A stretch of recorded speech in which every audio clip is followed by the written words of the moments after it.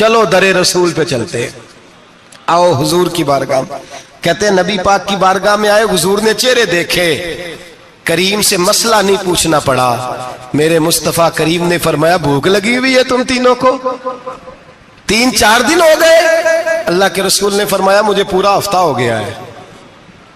سبب کچھ اور ہے جس کو تو خود سمجھتا ہے۔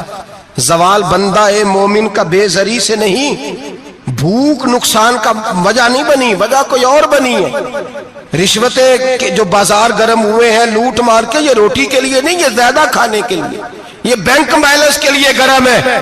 یہ لوٹ مار کا مقصد کوٹھیاں بنانا ہے، روٹی کا تو رب کریم کا وعدہ ہے۔ جو روز روتا ہے شام کو کہ میرا کاروبار کوئی نہیں، اصل میں کہتا ہے بنگلہ کوئی نہیں، اصل میں کہتا ہے کار کوئی نہیں، پجارو کوئی نہیں، روٹی تو اللہ عطا فرماتا ہے، اس کا وعدہ ہے۔ فرمایا حضور نے 3 دن بیت گئے، چلو۔ میرا بے تکلف صحابی ہے ابو الحسن انصاری، وہ بڑے نصیب والے ہوتے ہیں جن کو میرے نبی پاک خود کہتے تھے کہ تیری فلانی ذمہ داری ہے۔ اس زمانے کا تو کسی کو کہہ دیا جائے یہ تیری ذمہ داری ہے تو کہتا ہے یہ تو پھٹیکے ڈالنے لگ گیا ہے، یہاں سے تو چھٹی کر جانی چاہیے۔ خوش ہوتے تھے صحابہ کہ ہماری ذمہ داری لگی۔ کہتے ہیں حضرت ابو الحسن انصاری کے گھر گئے، نبی پاک نے فرمایا بھوک بڑی لگی ہے، کھانا لا۔ کہتے ہیں حضور نے اسے کہا تو اس آدمی کو تو وجد ہی ہو گیا، اس نے کہا میرے اتنے نصیب کہ حضور کا یہ کھانا کھلا۔ آؤ دیکھو دنیا والوں، آج جو سب سے زیادہ عزت والا ہے وہ میرا مہمان بنا ہوا ہے۔ فرماتے ہیں وہ دوڑے گئے، بکری اٹھائی، ذبح کی، بیوی کو کہنے لگے روٹی تیار کر، ادھر کھجوریں توڑی، انگور توڑے، کہنے لگے حضور آپ جب تک تناول کریں تب تک کھانا پک جاتا ہے۔ حضرت عمر کہتے ہیں روٹی پک کے آئی، بڑا پیارا گوشت، بڑا اچھا سالن، بڑا خوبصورت خلوص والا کھانا۔ فرماتے ہیں میں نے بڑا ہی کھایا۔ نبی پاک نے نہ ایک روٹی لی اور چھوٹی چپاتی، تھوڑا تھوڑا سالن کونوں سے، اور جب نبی پاک نے کھا لیا تو حضور کی آنکھوں میں آنسو آئے۔ حضرت عمر کہنے لگے حضور روئے کیوں؟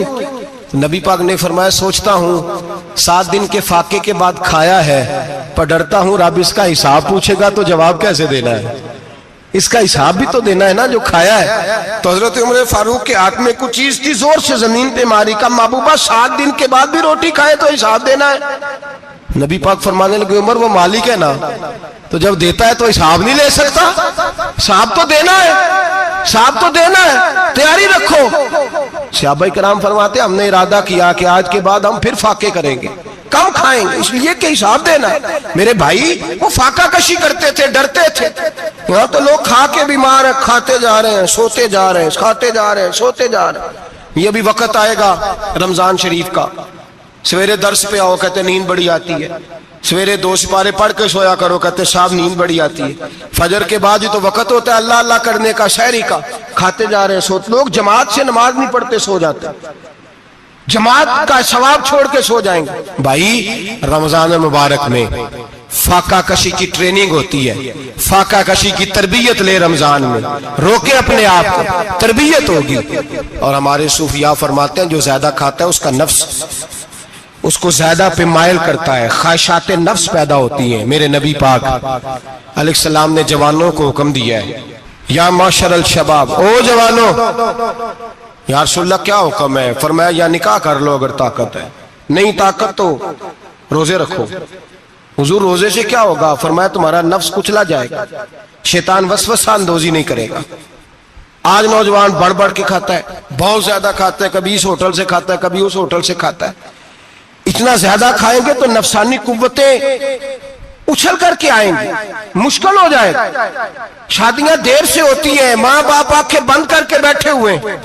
اگر ماں باپ کی ذمہ داری ہو اور ماں باپ نکاح نہ کرے تو نبی پاک نے فرمایا بچے گناہ کریں گے تو جتنا گناہ بچے کو اتنا باپ کو بھی ہوگا۔ تو ماں باپ چپ ہیں، دوسرا شادی مشکل بڑی ہے، مہنگی بڑی، اور تیسرا نہیں کر رہے کچھ لوگ تو روزے بھی نہیں رکھ رہے۔ تو رمضان ان کے لیے بھی وقت ہے، نفسانی قوتیں کچلی جائیں گی، کھانا جتنا کم کھایا جائے گا اتنا وجود کے اندر نفسانی خواہشات کم پیدا ہوں گے۔ تو رمضان تو پریکٹس ہے مجاہدے کی، دین کی۔ اور دوسرا میرے حبیب پاک صلی اللہ علیہ وسلم نے فرمایا ہے، حضور فرماتے ہیں کہ رمضان اور قرآن کا آپس میں رشتہ ہے۔ قرآن پاک کتنا پڑھنا چاہیے روزانہ؟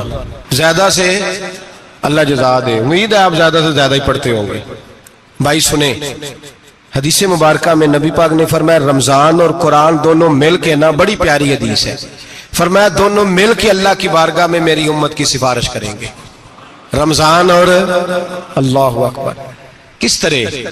नबी पाक फरमाते हैं रमजान कहेगा ए अल्लाह दिन के वक्त मैंने इसे तेरी रजा के लिए खाने पीने से बाज रखा, और कुरान कहेगा या अल्लाह रात को तेरी रजा के लिए खड़ा होकर ये कुरान सुनता था। रमजान और कुरान दोनों सिफारिश करेंगे। हम ना बड़ा कुछ पढ़ते हैं, सुनते हैं, सीखते हैं, अब यकीन करें ये खाते भाई का भाई से इख्तलाफ हो जाए ना तो वो 30 साल पुराने खाते खोल के ले आता है, सारी रात ढूंढता है कि मेरे पैसे कहां से निकलते हैं, पढ़ लेता है। कुरान पाक की बारी आती है तो नहीं पढ़ते कुरान पाक। अब्बा जी का खत्म होता है तो मांगते फिरते हैं, कहते 2 कुरान पाक 10 कुरान पाक। ये बातें बतानी नहीं चाहिए, करनी नहीं चाहिए, लेकिन चूंकि तरबियत के लिए बैठा हूं तो कर देता हूं। मेरे शागिर्दों से पूछें, यहाँ मदरसा है अल्हम्दुलिल्लाह, दर्जनों तलबा है, असातिज़ा है, मेरे पीर भाई हैं, और मेरा ये दावा है कि शायद कोई किसी से इतना प्यार करता हो जितने मेरे शागिर्द और मुरीद मुझसे करते हैं। लेकिन मैंने कभी किसी से नहीं कहा कि जरा सूरत फातिहा पढ़ के देना, मैंने अपने अब्बा जी को सवाब देना है। पूछ लें किसी से नहीं कभी कहा, कभी नहीं मैंने कहा कि जरा मुझे थोड़ा सा कुरान पढ़ दे। मैं इसको नाजायज नहीं कहता, पढ़वाना चाहिए, लेकिन मैं अपने वालिदैन के लिए कभी सवाल नहीं करता कि मुझे जरा पढ़ के दो, मैंने बख्शना है, इसलिए कि मैंने जाती तौर पे रूटीन बनाई है। मैं समझता हूं कि कायनात के अंदर मेरे ऊपर जिन लोगों ने एहसान किए उनमें सबसे ज्यादा हिस्सा मेरे माँ बाप का है। मैं समझता हूं इस बात, कितना नालायक हूं मैं कि मैं 1 महीने में एक कुरान पाक भी पढ़ के उनकी रूह को एहसास नहीं कर सकता। मेरा ये तरीका है जाती, मैं कदगन नहीं लगाता, मेरा जाती तरीका ये अलहम्द से शुरू करो और 2 सूरतें छोड़ के कुरान पाक खत्म कर दो आखिरी, और फिर फलक और नास सूरतें साथ ले जाओ। यहां बैठ के साले सवाब नहीं करना, खत्म नहीं दिलाना, साथ ले जाओ, कब्र पे खड़े हो जाओ और फलक और नास सूरतें कब्र पे बैठ के तिलावत करो, और जो कुरान मजीद पढ़ा है उनकी रूह को वहां एहसाल करो। ओ भाई, औलाद जब माँ बाप के लिए पढ़ती है तो उसे कहना नहीं पड़ता अल्लाह बख्श दे, इसलिए कि औलाद की नेकियां खुद ब खुद माँ बाप के खाते में जमा होती हैं, खुद नेकियां जमा होती हैं। मेरे भाई, तू बच्चों से ये तो मुतालबा करता है कि बेटा इस साल रमजान मुबारक में मेरे लिए सत्तू जरूर बनाना, फलानी चटनी जरूर तैयार करना, ये क्यों नहीं कहता बीवी से कि डिशे कम बनाना? तू भी बैठ के कुरान पाक पढ़, मैं भी कुरान पाक पढ़ता हूँ। इधर आओ बेटा, यहाँ बैठ के तिलावत करो, मैं भी करता हूँ। बेटी इधर आओ, बैठ के कुरान पाक पढ़ो। कितना वक्त लगता है? हाफिज और कारी और उलमा अगर पढ़े तो 20-25 मिनट लगते हैं कुरान पाक का सिपारा पढ़ने, और अटक अटक के पढ़ने वाला भी पढ़े तो 1 घंटा लग जाएगा। और मेरे नबी पाक सल्लल्लाहु अलैहि वसल्लम ने फरमाया जो कुरान पढ़ते हुए अटकता है अल्लाह उसे डबल सवाब अता फरमाता है। फरमाया जो जुबानी पढ़े सिंगल सवाब, जो देख के पढ़े उसे डबल सवाब। हुजूर क्यों? फरमाया इसलिए कि मेरा कुरान देखने पे भी अल्लाह सवाब अता फरमाता है, कुरान देखने पे भी अल्लाह सवाब देता है, देखने का भी सवाब। रमजान शरीफ में कुरान पाक पढ़े, खोल के पढ़े। और मेरे भाई, अगर तेरा बच्चा पढ़े, अगर तेरी बेटी पढ़े, कायनात का खुशनसीब बाप वो है कि बेटा कुरान पढ़े, चाहे नाजरा ही पढ़े, जिसकी बेटी पढ़े। जिंदगी में इन्हें इस काम पे लगा जाओ, मरने के बाद भी पढ़ेंगे। इमाम जलालुद्दीन सुयूती शाफई रहमतुल्लाह अलैह फरमाते, हजरत ईसा कब्र के पास से गुजरे, कब्र पे अजाब हो रहा था, अल्लाह का गजब बरस रहा था। जनाब ईसा इस्तिगफार पढ़ते डरते गुजर गए। थोड़ी देर के बाद, चंद घंटों के बाद गुजरे तो उसी कब्र पे फूल खिले हुए थे, रहमत बरस रही थी। हजरत ईसा अलैहिस्सलाम अर्ज करने लगे, मौला तू बेनियाज है, मेरी ताकत नहीं तेरे कामों में बोलने की, पर अभी तो यहाँ अज़ाब हो रहा था, अभी रहमत बरस रही है। जनाब ईसा कहते हैं आवाज़े खुदाबंदी आई, ईसा बंदा बड़ा गुनाहगार था, पापी था, मुजरम था, खताकार था, लेकिन जब इसका इंतकाल हुआ, इसकी बीवी हामला थी, उसके पेट में बच्चा था, बच्चा इसके इंतकाल के बाद पैदा हुआ।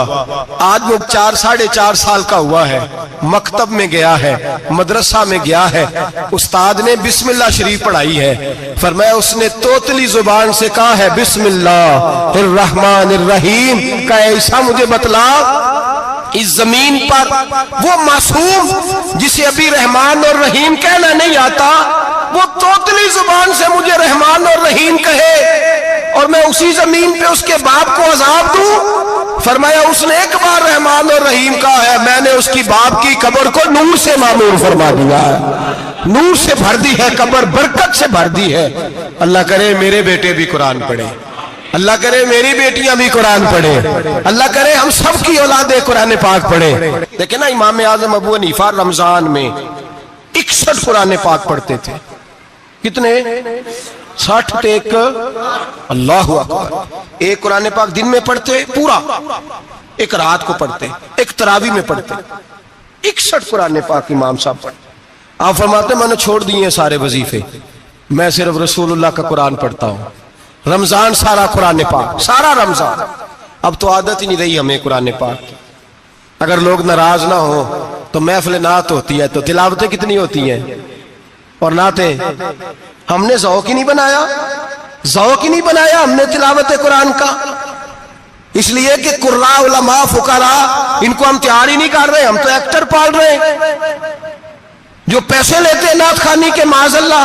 او میرے بھائی، کیا قرآن میرے نبی کی نعت نہیں؟ حضرت عائشہ صدیقہ رضی اللہ تعالیٰ عنہ کے پاس صحابہ گئے، کہنے لگے اماں جی ہمیں نبی پاک کا اخلاق بتلائیں، تو اماں جی کہنے لگی جاؤ جا کے قرآن پاک پڑھو، کالا خلقہ القرآن، سارا قرآن میرے نبی کے اخلاق کا ہی نام ہے، یہ ساری نعت ہے، یہ ساری نعت ہے۔ اس نعت کو سننے لوگ کیوں نہیں آتے؟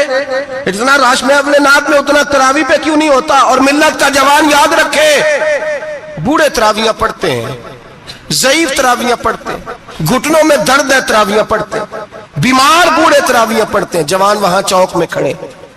کیا جوانی اس لیے ہے چوکوں میں کھڑا ہوا جائے؟ کیا جوانی اس لیے ہے کہ سعودی عرب جانے کے لیے پاسپورٹ بنانا ہو تو 2.5 گھنٹے کھڑا رہے تو؟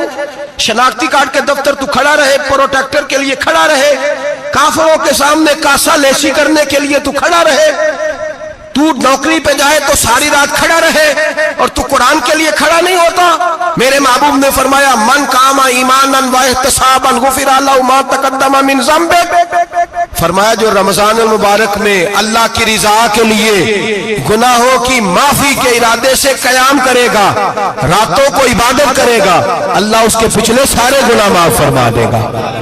نوجوان ارادہ کریں، پروگرام بنائیں کہ انشاءاللہ قرآن پڑھنا بھی ہے، قرآن پڑھوانا بھی ہے، سننا بھی ہے، اور انشاءاللہ بولیے سننا بھی ہے اور پڑھنا بھی ہے اور پڑھانا بھی۔ ہمت کریں، دلیری کریں، آ کے کھڑے تو ہو، اللہ توفیق عطا کرے گا۔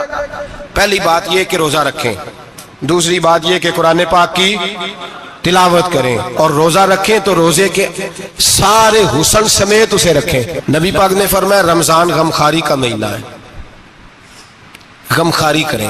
ہمارے زمانے میں 2 قسم کی تکلیفیں ہیں، ایک تو غریب آدمی، اس کا حال یہ ہے کہ وہ مانگتے ہی گزارا کرنا چاہتا ہے، اس نے ہاتھ یوں کر لیا ہے تو اب اس کا یوں ہونے کو تیار نہیں۔ ضرورت اگر کسی آدمی کو کسی دروازے پہ لے جاتی ہے تو برا نہیں، لیکن سوال کا اپنے اوپر دروازہ کھول لینا یہ ٹھیک نہیں۔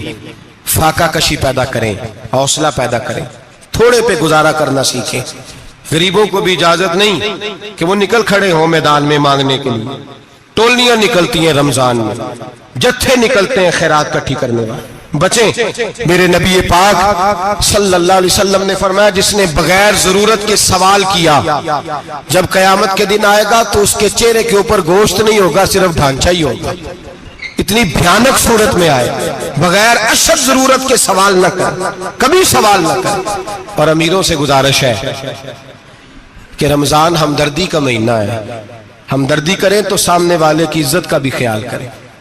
یہ بات درست ہے کہ غریب سیاڑا نہیں ہوتا، اس لیے کہ جس کی جیب میں پیسے نہیں ہوتے بھائی اسے عقل بھی نہیں ہوتی، جس کے گھر کار نہیں ہوتی اسے چلانے کا طریقہ، جس کے گھر اوون نہیں ہوتا اسے چلانے کا طریقہ بھی نہیں آتا، جس کے گھر میں چیزیں ہوتی ہیں اسے چلانا بھی آ جاتا ہے، جدے گھر دانے اودے کملے بھی اس کے سیانے ہو جاتے ہیں۔ تو چودھری صاحب، سیٹھ صاحب، نواب صاحب آٹا تقسیم کرتے ہیں، کھڑے ہو کے فوٹو کھچاتے ہیں، فیس بک پہ دیتے ہیں، اور ایک آٹے کا تھیلا اور 10 اخباروں میں فوٹو۔ اللہ سے ڈریں، رمضان ہمدردی کا مہینہ، ہمدردی کا۔ غریب کو دیں تو اس کی عزت کو رسوا نہ کریں، میرے نبی پاک علیہ السلام کے صحابی حضرت عبداللہ ابن عمر رضی اللہ تعالیٰ عنہ ڈھونڈ کے لاتے تھے مسکینوں کو، ڈھونڈ کے، اور جب لاتے تھے تو اپنے دسترخوان پر بٹھا کر اپنے ساتھ افطاری کرایا کرتے تھے۔ اور پھر فرمایا اللہ تعالیٰ نے لن تنالوا البر حتی تنفقوا مما تحبون، اللہ کے راستے میں وہ چیز دینی ہے جو تمہیں زیادہ پیاری ہو۔ کون سی چیز جو تمہیں؟ میں تھوڑا سا بے باک ہوں، بعض دوستوں کے ساتھ، سب کے ساتھ نہیں۔ ایک دوست مدرسے میں گھی دینے آئے ایک دفعہ، تو وہ والا گھی دے گئے جو سب سے سستا تھا۔ تو میں نے کہا مجھے دیانتداری سے بچائے، آپ یہی کھاتے ہیں گھر میں؟ کہنے لگے نہیں۔ تو میں نے کہا پھر ہم نے بچے مارنے کے لیے تو نہیں نہ رکھے ہوئے، کیا وہ والا گھی اللہ کے راستے میں پیاری چیز دے رہی ہے نا، اس لیے گلے گلے نوٹ لوگ مسجد کے گلے میں ڈال جاتے ہیں، پھٹے ہوئے ڈال جاتے ہیں، کہتے ہیں جوڑ لیں گے مولوی صاحب۔ اور خدا کے بندے پیاری چیز دینی تھی تو نے، اور تو نے اس کا ترجمہ الٹ کر لیا ہے۔ سمجھ لیں رمضان المبارک میں کسی غریب کی مدد کرنی ہے تو ساتھ اس کی عزت بھی کرنی ہے۔ نبی پاک علیہ السلام کے دروازے پہ جب سے، یہ جملہ ایک ہے لیکن بڑا قیمتی ہے، صحابہ کہتے ہیں جب ہم دروازہ رسول پہ جاتے تھے خیرات بھی ملتی تھی اور عزت بھی ملتی تھی۔ خود بھیک دے خود ہی کہیں منگتے کا بھلا ہو، خیرات بھی ملتی تھی اور عزت بھی ملتی تھی۔ نبی پاک ساتھ عزت بھی دیتے تھے، مسکین کو غریب کو دیں اور خیر خائی کریں۔ جوتے بیچنے والے جوتوں کے ریٹ سستے کریں، کپڑا بیچنے والے کپڑے کا ریٹ، درزی صاحب بھی ریٹ سستا کریں، دکاندار بھی چیزوں کا ریٹ، حکیم صاحب پیسے کم لیں، ڈاکٹر پیسے کم کریں، حکومت نرخوں میں کمی کرے، اور یہ کام اجتماعی طور پہ کریں۔ میرے نبی پاک نے فرمایا رمضان غمخواری کا مہینہ ہے، اس میں غمخواری کرنی ہے، دوسرے کا خیال کریں، احسار کریں، قربانی کریں۔ یہاں ہر چیز کا ریٹ بڑھ جاتا ہے رمضان شریف میں، ہر آدمی کہتا ہے میرا سیزن آ گیا ہے، توجہ بڑھائیں، خیال کریں، غمخواری کا مہینہ ہے۔ اور پھر آپ لوگوں سے یہ بھی گزارش ہے کہ رمضان المبارک کا جب مہینہ آئے تو جس آدمی کے ساتھ نیکی کرنی ہے وقت پہ کریں۔ کسی غریب کو پیسے دینے ہیں، کپڑے دینے ہیں تو یکم رمضان کو دیں۔ میں اکثر دوستوں سے پوچھتا ہوں، میں کہتا ہوں قاری صاحب نو جوڑا کدو دیندے ہو؟ کہندے ستیویں والے دن۔ میں کہا مینوں لگ گئی سمجھ، تہاڈی سازش ہے کہ جڑے سواں کے پا نہ لوے، ایویں مولوی چودھری صاحب دے نال دے کپڑے پا لے تے کتے لکھیا ہے اینوں دینا ہے ستیویں؟ تسی دسو ستیویں والے دن کو درزی سی کے دیندا ہے؟ انہوں 3 گنا بھی پیسے دئیے تو کہندہ ہے جڑے باقی نے انہاں دے نہیں بٹن پہ لگ دے میرے کو، کتھوں جوڑا سی کے؟ تو کس دن دیتے ہو قاری صاحب کو؟ کیا مقصد ہے؟ پہننے کے لیے دے رہے ہو یا اس لیے دے رہے ہو کہ نہ پہن سکے؟ تو بھائی آپ جب کسی کو کچھ چیز دیں گے تو کب دیں گے؟ جب وہ استعمال کر سکے۔ غریب کو لوگ فطرانہ دینے جاتے ہیں عید سے 1 دن پہلے، تو کیا کرے گا اس کا؟ وہ نہ تو کپڑے خرید سکا نہ روٹی لا سکا، بلکہ میرے حضرت صاحب فرماتے ہیں رمضان سے پہلے دے دو، رمضان کی نیت کر کے رمضان سے 1-2 دن پہلے دے دو، اللہ رمضان جتنا ثواب ہی عطا فرمائے گا۔ رمضان سے پہلے دو جس کو کچھ ہے دن، قبل از وقت تیاری کرو۔ اور میرے قبلہ حضرت صاحب فرمایا کرتے اپنے کپڑے بعد میں، غریب کے بچوں کے کپڑے پہلے، اپنے گھر کی ضروریات بعد میں، غریبوں کی ضروریات، اس لیے کہ اللہ پاک نے ان کا رزق بھی ہمارے گھر بھیج دیا ہے۔ ہماری ڈیوٹی لگائی ہے کہ تم نے بانٹنا، بانٹنے والے بنو، اور یہ ذہن بنائے کہ پتہ نہیں کس کا حصہ تھا جو اللہ نے میرے گھر بھیجا، یہ ذہن بنا کے بانٹ۔ اور جس کو دینے جائیں، ہاں آپ کو اجازت ہے تھوڑا بہت پتہ کرنے کی، لیکن تھوڑا بہت تفتیش کرنے کی اجازت، بال کی کھال اتارنے کی اجازت۔ میں نے دیکھا ہے لوگ غریبوں کا انٹرویو لیتے ہیں، تیرا تو فلانا کمانے والا نہیں، تیرا تو فلاں بچہ، او بھائی بہت سارے غریب ایسے ہیں، بڑے ہیں جو کمانے کی کوشش کرتے ہیں لیکن ان کا سبب نہیں بنتا۔ ہاں ہے ایسے لوگ جو سعودی عرب چلے گئے ہیں، کہتے ہیں تیرا تو فلاں باہر نہیں گیا، گیا ہے، لیکن سارے سعودی عرب جانے والے بھی مال کمانے کی طاقت نہیں رکھتے، کئی وہاں بھی بیٹھ کے بیچارے قرضوں میں الجھے ہوئے ہیں، وہاں والوں کے ظلم کا شکار ہے، بہت ساری آزمائشوں میں تو تفتیش کرتا ہے۔ میرے امام شافعی کا ایک جملہ اگر آپ کو یاد رہ گیا تو بات بن جائے گی۔ امام شافعی رحمت اللہ، بلکہ حضرت غوث اعظم جیلانی کے پاس وہ بات آپ کو زیادہ فائدہ دے گی۔ حضرت غوث اعظم جیلانی کو ان کا ایک مرید سمجھانے لگ گیا، کہنے لگا حضرت جی آپ سب کو ہی دیتے رہتے ہیں، ہر بندہ مستحق نہیں ہوتا، ذرا ٹٹول کے دیا کریں۔ تو غوث اعظم جیلانی فرمانے لگے بھائی مجھے تو لگتا ہے تو بھی ان چیزوں کا مستحق نہیں تھا جو اللہ نے تجھے عطا کر دی ہے۔ پہلے تو بتا تو مستحق تھا، تجھے اپنی حیثیت اوقات کا پتہ ہے جو اللہ نے تجھے دے دیا؟ طاقت تھی، کوالٹی تھی، تیرے اندر وہ صلاحیت تھی، رب نے تو نہیں تیری تفتیش کی کہ تو قابل ہے کہ نہیں، تو اللہ کے بندوں کی تفتیش کرتا پڑتا ہے۔ امام شافعی فرمایا کرتے، امام شافعی فرماتے رب تجھے پرکھ کے نہیں دیتا، ٹٹول کے نہیں دیتا، رسوا کر کے نہیں دیتا، تو غریبوں کے ساتھ یہ سارا ظلم کیوں کرتا ہے؟ بس پتہ چل گیا وہ ضرورت مند ہے تو دے، اس لیے کہ اجر تجھے غریب نے نہیں دینا، اجر اللہ نے دینا ہے، اور اللہ اجر عمل پہ نہیں دیتا، اللہ تو نیت پہ اجر عطا فرماتا ہے۔ تو نیت دیکھ تیری کس طرح کی، تو میرے بھائی غریب کو دیں، قبل از وقت دیں۔ رمضان مبارک میں چوتھا کام، بات آخری اور چوتھا کام سنیں، رمضان میں دین سیکھیں۔ شیطان قید ہوتا ہے زیادہ سے زیادہ، اور جب آدمیوں کا پیٹ خالی ہوتا ہے نا تو ذہن جو ہوتا ہے نا وہ بھی اس کا فریش ہوتا ہے، اس میں کوشش کریں دین سیکھنے کی۔ میرے نبی کریم صلی اللہ علیہ وسلم نے اس دین کو علم کا دین قرار دیا ہے، شعور کا دین قرار دیا ہے، فہم کا دین قرار دیا۔ نبی پاک صلی اللہ علیہ وسلم نے فرمایا ایک عبادت کرنے والا عشاء کے بعد کھڑا ہو اور فجر تک نماز پڑھتا رہے، ایک عالم دین عشاء پڑھ کے سو جائے، اٹھ کے فجر پڑھ لے، تو وہ 70 عبادت کرنے والوں کا درجہ زیادہ نہیں، عالم کا درجہ پھر بھی زیادہ ہے، اس عالم دین کا درجہ زیادہ ہے، اس لیے کہ وہ لوگوں کو آگاہی دیتا ہے، شعور بخشتا ہے۔ یہ دین جو ہے یہ، اور نبی پاک صلی اللہ علیہ وسلم نے فرمایا عبادت کرنے والے پر عالم کا درجہ اتنا ہی زیادہ ہے جتنا میرا درجہ اپنے غلاموں پر زیادہ ہے۔ عالم کو حضور نے اتنا بڑا مقام دیا۔ دین سیکھیں، شعور حاصل کریں، یہ فقاہت کا دین ہے، شعور حاصل کرنے کا دین ہے۔ اور نبی پاک صلی اللہ علیہ وسلم نے فرمایا دین کی ایک بات سیکھ لینا 1000 نفل پڑھنے سے زیادہ درجہ رکھتی ہے، دین کی ایک بات سیکھ لینا 1000 جنازے میں شرکت سے زیادہ درجہ رکھتی، دین کی ایک بات سیکھ لینا، میرے نبی پاک صلی اللہ تعالی علیہ وسلم ارشاد فرماتے 1000 مریض کی عیادت کرنے سے زیادہ درجہ رکھتی۔ فرمایا جس نے رات کے ایک لمحے میں دین کی ایک بات سیکھی، اللہ اسے ساری رات عبادت کرنے سے زیادہ ثواب عطا فرمائے گا۔ میرے ارشاد فرمایا کرتے جب سیکھنے والے کو یہ ثواب ملے گا تو بتائیے سکھانے والے کو کتنا ثواب ملے، اسے اللہ کتنا درد۔ رمضان آ رہا ہے، شیطان قید ہے، دین پھیلانے کی کوشش کریں، جد و جہد کریں۔ بڑی نیند آتی ہے فجر پڑھ کے، لیکن اگر کسی کا ارادہ بن جائے کہ دین سیکھنا بھی ہے اور دین بچوں کو، تو پھر کوئی نیند غلبہ۔ ایک مثال ایک عالم نے سمجھائی، کوئی بزرگ تھے درویش عالم، ان کے پاس ایک عورت آئی، کہنے لگی میں بچوں کو سویرے بڑا جگاتی ہوں، بچے جاگتے نہیں نماز کے لیے۔ بڑا عجیب جواب دیا بزرگوں نے، درویش نے، عالم نے، کہنے لگے بی بی کیوں نہیں جاگتے، جگایا کر، بیدار کیا کر، اٹھایا کر۔ کہنے لگی بڑی جدوجہد کرتی ہوں، اٹھتے نہیں، بیدار نہیں ہوتے۔ اللہ والے تھے نا۔ کہنے لگے یہ بتا اگر اس کمرے میں آگ لگ جائے تو پھر بچوں کو کیسے بیدار کرے گی؟ آگ سے بچانے کے لیے کیا کرے گی؟ پھر تو بالوں سے پکڑ بھی گھسیٹنا پڑا تو گھسیٹ کے کمرے سے لاؤں گی، پھر تو چوٹیں لگتی ہیں تو لگ جائیں، پھر میں پرواہ نہیں کروں گی۔ آپ فرمانے لگے یوں سمجھ لے جہنم کی آگ جل رہی ہے، اگر تیرے بچے نے نماز نہ پڑھی تو آگ لگ جائے گی، اگر اس نے عبادت نہ کی تو اسے آگ، اب جیسے بھی تجھے اٹھانا پڑتا ہے اٹھا گھسیٹ کے باہر لا، لیکن اس کی نماز قضا۔ نیند بڑی آ رہی ہے سویرے، لیکن اگر دین نہ سیکھا تو مشکل ہو جائے۔ جیسے بھی اپنے آپ کو جگانا چاہیے، ہمت کرنی چاہیے، دلیری کرنی چاہیے۔